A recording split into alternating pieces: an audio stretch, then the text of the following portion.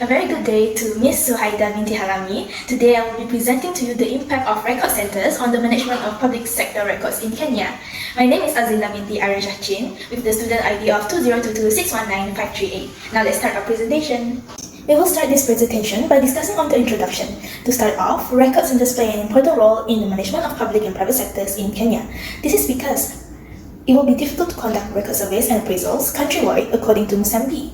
Furthermore, various experts from UNESCO and the Commonwealth Fund for Technical Cooperation were sent to Kenya for a review of the archival activities. Through this review, experts gave recommendations to establish record centers in various provinces. Lastly, emphasis has been put on the problems faced in the record centers in Kenya. There are four main objectives found in this review. Firstly, to decide whether the existing provisional record centers should operate as usual or to upgrade to provincial archives. Furthermore, to discover the nature of problems in records management experienced by record centers. Next, to determine the suitability of the Current Records Disposal Act and the Public Archive Act in the management of public sector records. Lastly, to determine the sufficiency of conducted seminars within the record centers of Kenya.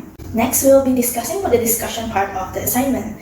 The first discussion is problems commonly faced by record creators.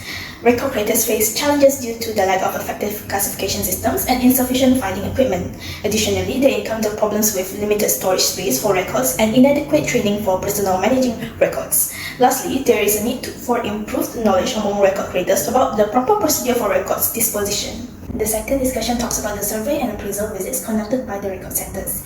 Due to limited funds and a shortage of staff, the record centers in Kakamega, Mombasa, and Nakuru face challenges in covering the cost of survey and appraisal visits to record creating departments. These centers also lack sufficient professionals and paraprofessional staffs.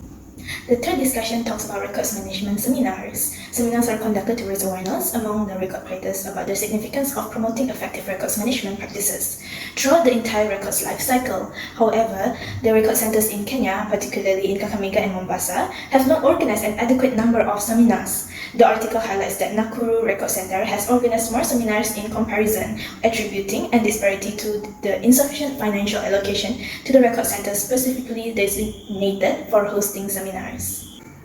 The fourth point we will be discussing about is the local government authority record surveying and appraisal. Record centers have the authority to access, evaluate, and offer guidance to local government authorities on effective records management practices. The Public Archives and Documentation Service Act covers records held by local government entities. Various departments under the local government, such as engineering, treasury, education, health, and social and housing services are included. The fifth part of this discussion part is assessing the Public Archives Act. The weaknesses in the Public Archives and Documentation Services Act includes limitations on the Director's authority in acquiring and preserving private records. The Director lacks powerful disposition authority without the Minister's reference and can survey and operate security agencies' records and cannot issue record management circulars without higher authority approval.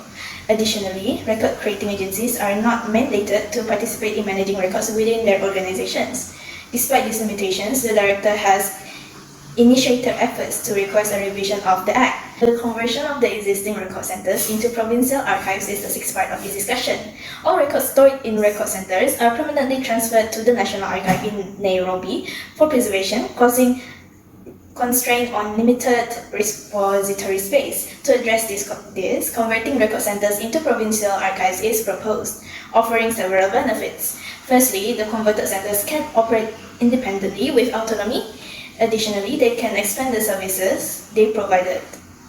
This conversion can also broaden archival operations and services nationally, bringing records closer to users in the provinces. The seventh part of this discussion, which is the last one, is lessons learned from the experience in Kenya.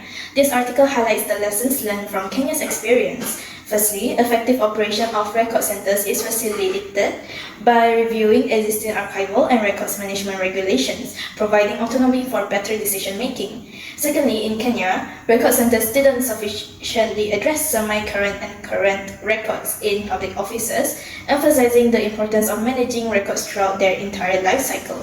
Lastly, for effective record centers, it is crucial to have adequate funding and human resources, with each center having a separate budget.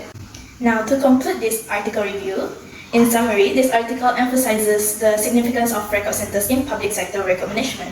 It suggests promoting the active involvement of record centers in managing current records. Additionally, it recommends providing training classes to retrain archivists and electronic record management, given the increasing use of computers for data storage. Lastly, the article underscores the need to convert existing record centers into provincial archives due to limited storage space for records. That is all for my presentation today. I hope that my presentation has been very insightful to the viewers today. Thank you very much.